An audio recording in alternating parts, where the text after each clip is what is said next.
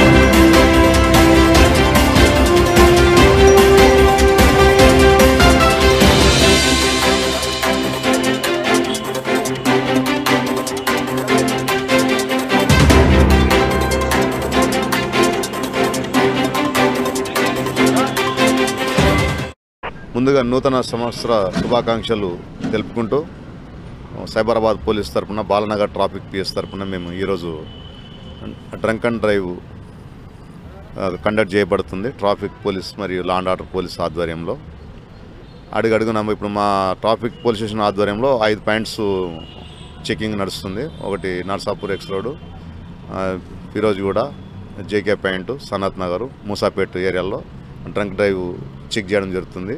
Drunk డ్రైవ్లో పట్టుబడ్డ వెహికల్ను seize చేసుకొని వాళ్ళపైన మేము కేసు నమోదుపరిచి వాళ్ళను కోర్టుకు ప్రాసిక్యూట్ చేయడం జరుగుతుంది.